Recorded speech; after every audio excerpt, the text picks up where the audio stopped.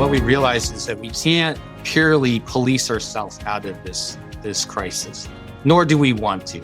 And so we're really trying to combine deployment of strategic security officers with the ambassadors who are there to help the public, but also provide additional eyes and ears on the system.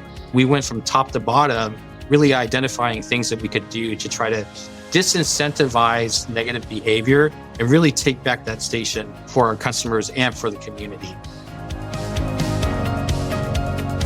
This is Transit Unplugged. I'm Paul Comfort. Good to be with you on another edition of the world's leading transit executive podcast, Transit Unplugged.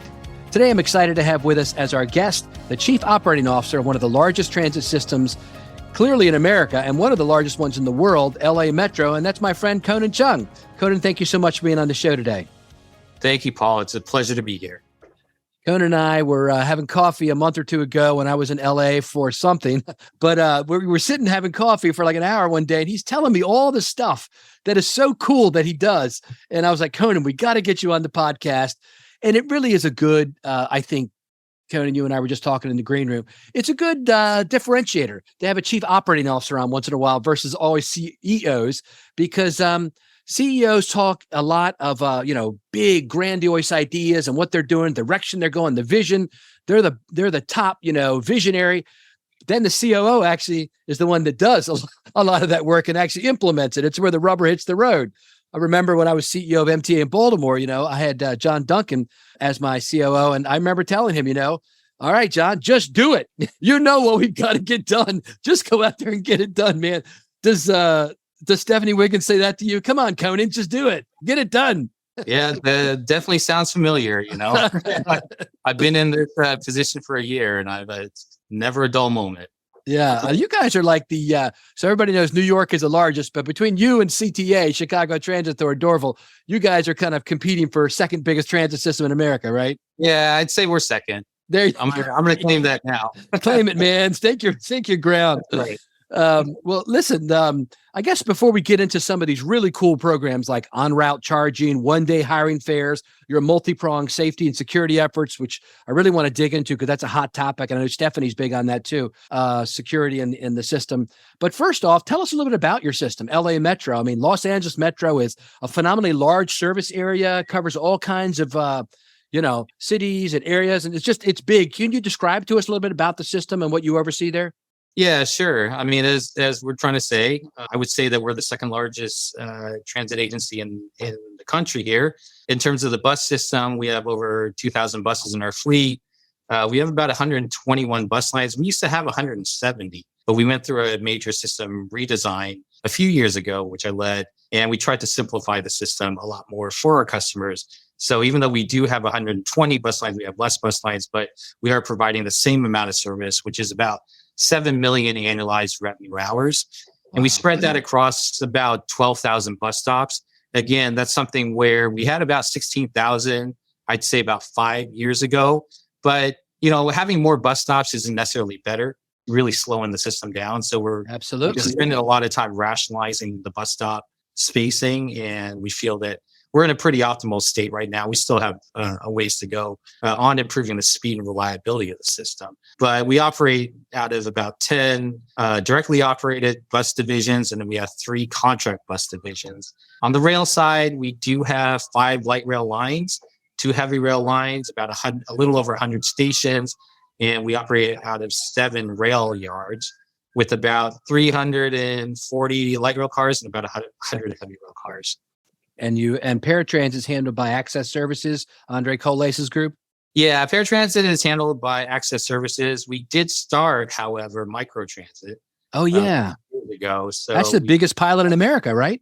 Yeah, it's pretty big. We probably have close to 90 vehicles. We operate out of 4 locations. We have about 8 zones out there.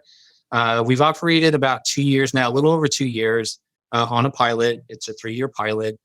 So we are into optimizing that system, both from a service design perspective, but also in understanding how you can set up a proper model for microtransit where you can achieve what your goals are, but within a reasonable cost.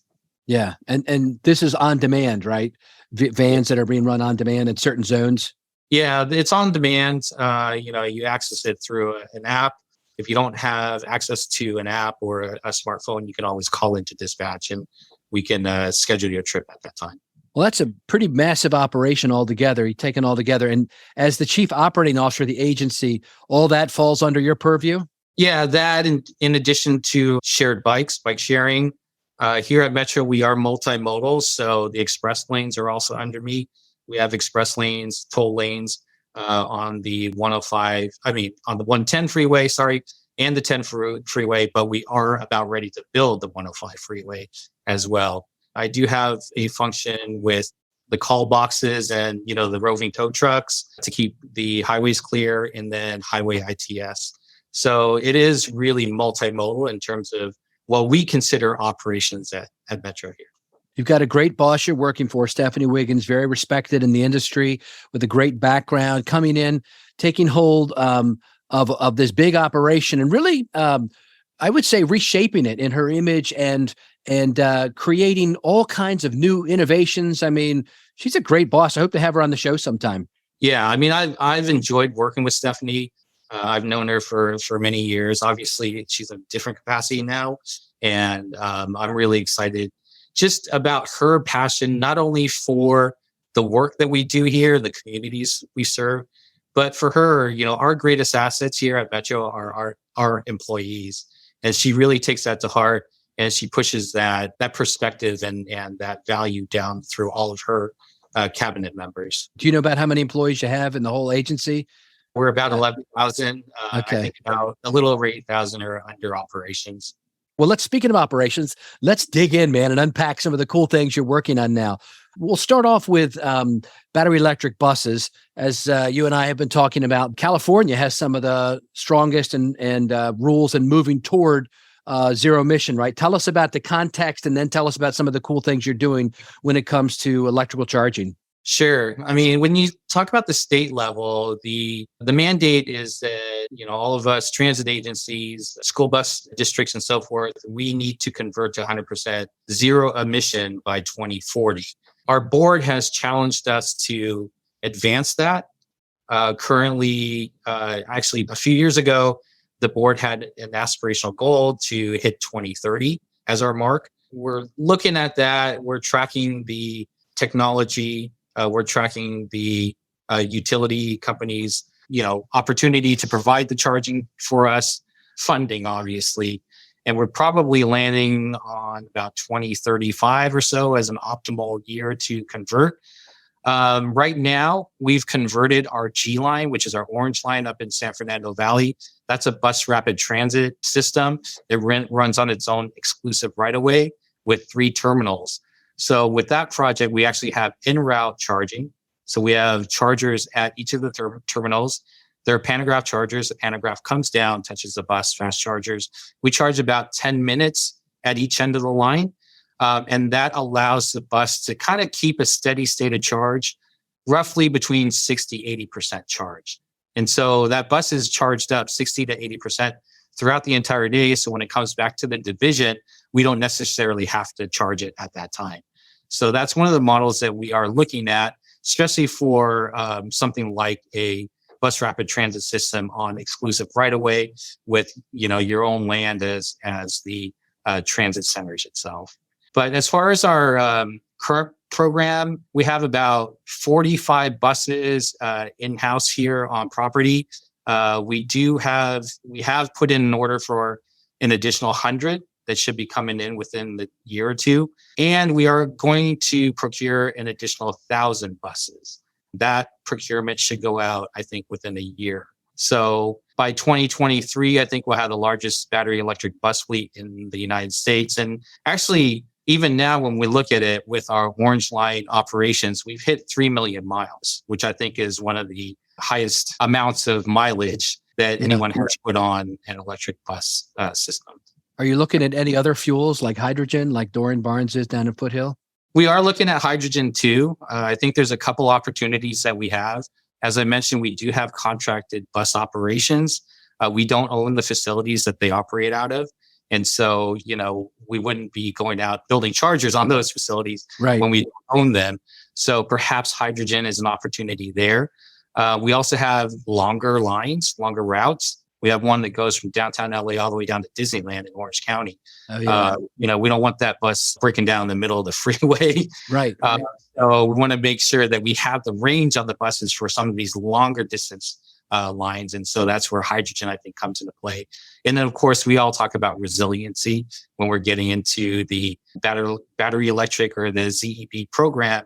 And in fact, if you look back at our experience over the past year or two, I just remember when we had the Super Bowl here a year ago, I was getting prepared to go out and help support the Super Bowl operation. I had a call in the morning saying that our charges were going down on the Orange Line. And that was the first time that we had to go and deploy CNG buses or compressed natural buses over to the Orange Line to basically bus bridge the bus operation. Oh my gosh, that's hilarious. So that's not hilarious, but learned, is that this is new technology.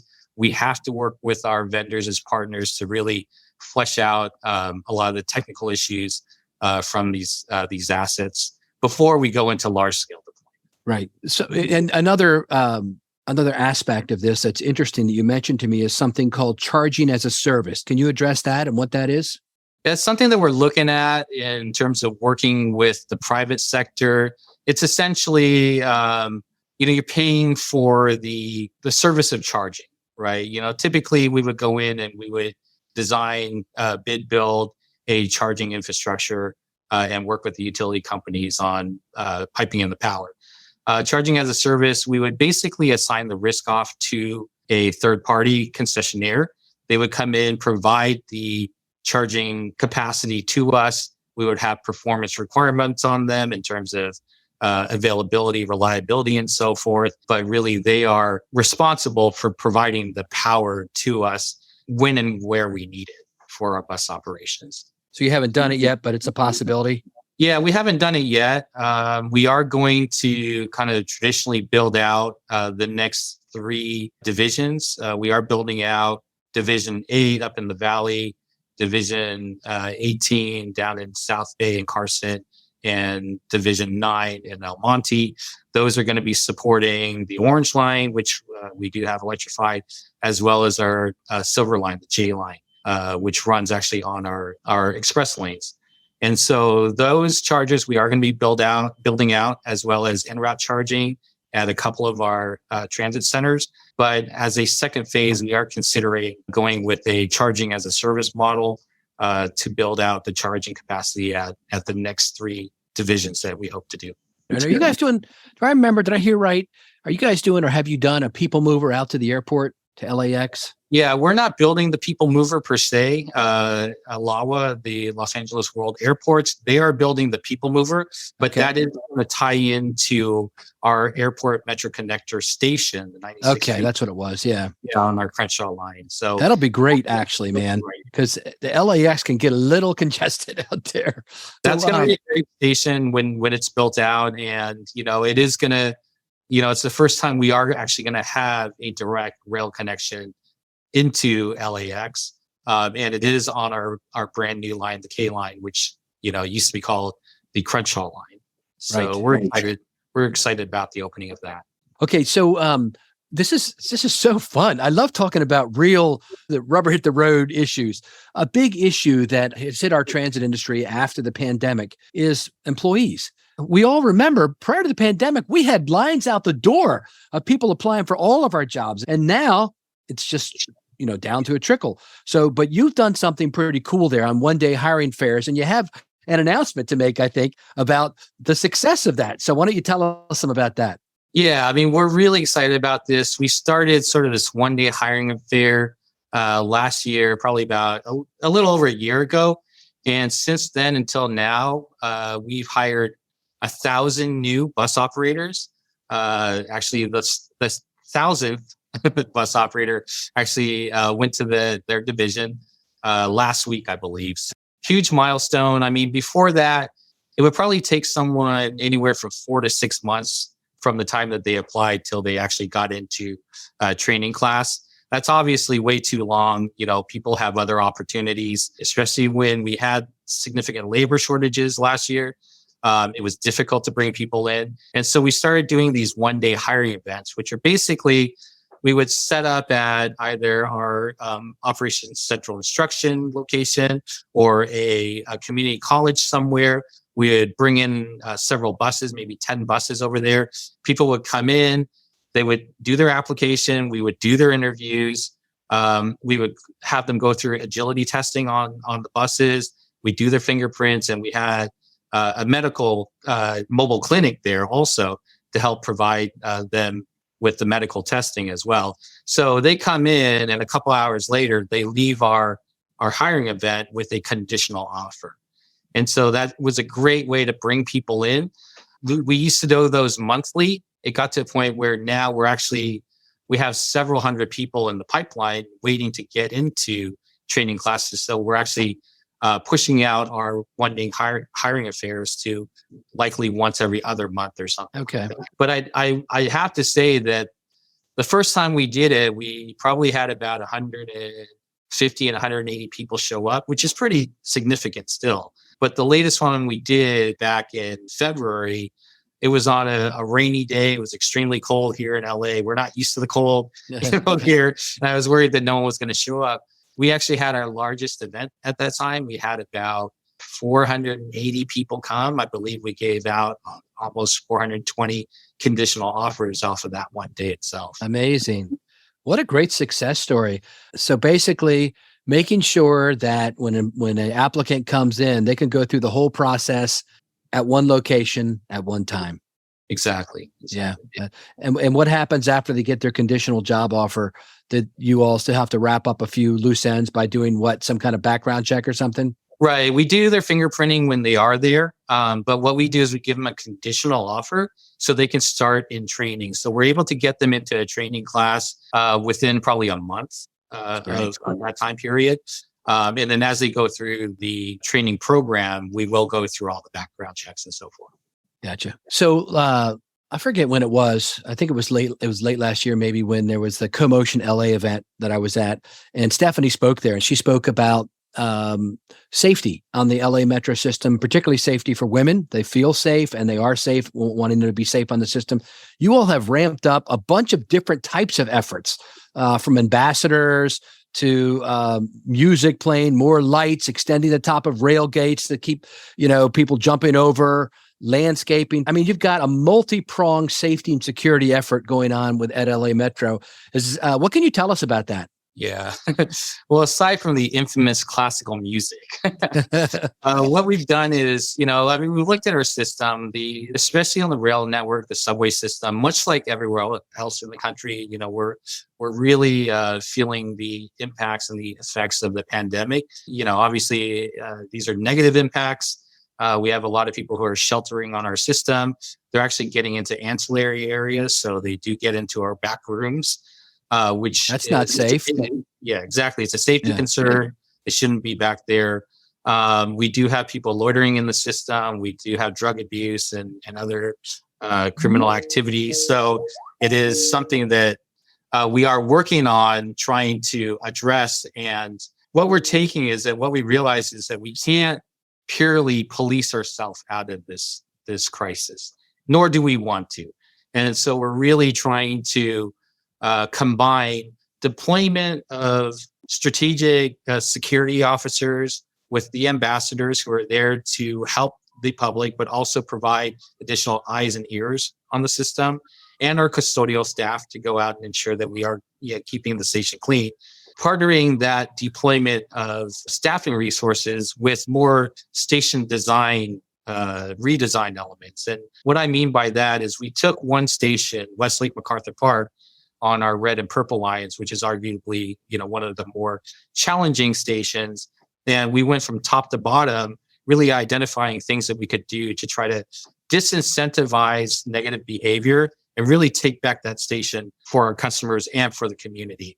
So, starting at the plaza level, on the street level, it is an extremely large plaza. Currently, there are a lot of people who hang out there, doing drugs or doing stuff that they shouldn't be doing. So we have closed off, we fenced off certain areas, the landscaping. We actually closed off one of the secondary entrances because it really isn't necessarily needed from a fire life safety evacuation perspective or access to the station itself. And what that does is it helps funnel people into one entrance. We're able to put our resources within that one entrance. So it's better use of resources there. We've closed off sort of dark hiding places and corners within the stations themselves to keep people out of those areas. We're looking at deploying 360-degree cameras with artificial intelligence built into it to be able to automatically sense behaviors that we would need to then dispatch security personnel to be able to address. I mentioned the ambassadors. They're a significant aspect of this deployment to be able to assist our customers through the station and along their journey, but also to provide eyes and ears out there to be able to let our law enforcement partners know if something's happening. We're also looking at redesigning our fare gates because we do have a lot of people jumping the gates, getting in through the emergency exits. So we're looking at that. We're looking at adding a kiosk there where we can have some personnel to assist customers, but also for security purposes. We've changed the lighting out on our platforms and throughout the mezzanines because a brighter station is going to be safer. We're actually brightening up the ends of the platform where we used to have a lot of people congregate, doing drugs and things like that because they are darker and they're less populated at the ends of the platform. So we put temporary, bright lights there to deter people. And then, of course, we have the infamous classical music that we're piping into the system. And I shouldn't laugh about it, but really, it is a way to be able to claim back the station. And in fact, we've implemented some of these the strategies. And so far, we've actually seen nearly 20% reduction in crime, 75% reduction in loitering within the area, 75% reduction in calls for emergency service, 50% reduction in vandalism, graffiti, and special cleanups. And we've started actually surveying our customers. We're continuing to do that, but just initial results are actually supporting several of our strategies. Brighter lighting had the greatest number of supporters, followed actually by the music. And then third by the ambassadors. So I think these are like polls you did of your passengers or something. You asked them what they thought. Yeah, we have a survey that we're deploying right now. So these are some of the initial results from. That's interesting. Yeah. The other thing that we're trying to do also is provide opportunities for people who are either lower income or who are unhoused. And so we're working with the County of LA. They actually deployed their mobile clinic at Westlake MacArthur Park to provide those services for people who need it, who are sheltering on our system. And we've actually started putting in an on-site, what we call LIFE, low-income fare is equitable program, which is basically our low-income fare program. And since we actually started this yesterday, we put this table there at the station. We had over 400 people either enroll in the system or we're providing more information on the program. So we're really trying to give them the opportunity to use the transit system for transportation by removing that barrier as it relates to fares. Wow, that's a lot of stuff. That's great. Conan, it sounds like the passengers generally are supportive and you're getting the results you're getting are impressive. Yeah, and we're continuing to pilot this. We're going to take a look and see what strategies work, what doesn't work, and then we will look to sort of replicate that throughout the rest of our system. Yeah. I mean, you don't know until you try, right? And then you see what works and what doesn't work. Yeah. When I was in Baltimore, we started the nation's first and I think still only FM radio station owned and operated by a transit system. And we got it up on Television Hill, way up. I had a guy, Mark, that was the voice of the station, real great, deep FM DJ voice, And we decided to do smooth jazz all day long because Baltimore's known for, a lot of great jazz players. And we ended up piping that into our stations and into wherever we had hubs and things like that. And I got to be honest, with you, people loved it. We heard so many comments, people that, it was just quiet here before. And now there's some, you can't, it all depends, I guess, on the volume, but we had it at a reasonable volume. I think you guys do too, right? They found it enjoyable, actually. Yeah, I mean, this is a public space, but we want to, these are spaces there for the community also, and so another thing we're looking at, especially at this station, is really reinvigorating a more formalized vendor program Oh on the yeah. level so that people in the community can use it, to provide their services. There's, activity on the plaza, which is again going to help out safety. And we are preserving spaces within the plaza for station activation. So if the community wants to do a concert, something like that, or, some sort of yoga class or whatever it is, it's space that the community can use for themselves. That's great. Yeah, I was just up in Vancouver last week with Kevin Quinn, the CEO of TransLink. And I was just so impressed with just what you're talking about, the integration of vendors and businesses into the stations. There, it was it really integrated well into the community, and they really had some great transit-oriented development. So that's wonderful. The last big topic I wanted to mention is something you mentioned to me that you do, and I really commend you for it, Conan. And that is, listening to your employees. Not only are you listening to your riders, but tell us about the program you have, getting out into the shops and listening to your employees. Yeah, I mean, like I told you, I've been in this job about a little over a year, and I'm coming in, coming off the pandemic, we had pretty low morale throughout the ranks. I mean, these are all of our frontline employees. They had to come to work, they had to be out there in harm's way and so forth. And to me, I have a planning background, so I'm used to going out and engaging the community, figuring out what do we need to do to improve transportation for our community. I basically turned that engagement inwards, and I'm telling myself, well, what can I do to help support my employees? And so what I've done is I've made a commitment to go out to all the divisions, all the locations a few times a year. I invite all of the executives here at our headquarters building. You don't have to be in operations. If you're planning or finance or program management or whatever, human resources, definitely the security department, come out and talk to our employees. As I mentioned, we have 10 directly operated bus divisions, 7 rail divisions. So there are a lot of locations to get through just on the maintenance side and the transportation side. So we've been going out, we've been having a lot of great conversations with really good employees. They tell us what their pain points are. We take it back. We try to work on them within operations or partner with the other departments within the agency to try to address those issues. And a lot of it also is feedback, right? I mean, you have to go back out and tell your employees what you're doing, what you can do, what you can't do, and why. And show some progress there. But, again, I think it's really important to go out there. Number one, go out there and recognize your employees, recognize the people that are actually providing the services that keep us going every day. I love going out there and appreciating what they do. Again, listening to what they have to say, and most importantly, being able to come back and provide something which is a solution for them. And just case in point, the first time we went out to talk to the bus operators, a lot of the concerns were security, safety from some of our riding public. And so even though we have barriers, operator barriers on all of our buses, they're not that big. They don't extend all the way to the windshield. There were reasons for that, but they said, well, it's like, can you look at putting a better barrier up, because people can still get around it. They can spit, they can throw stuff around it.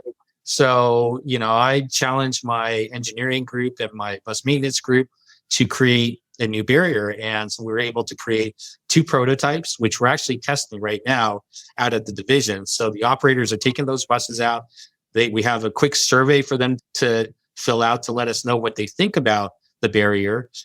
Glare was one of the issues that we were trying to address. And so, we really need to know what they like, if there are any other improvements we can make upon that.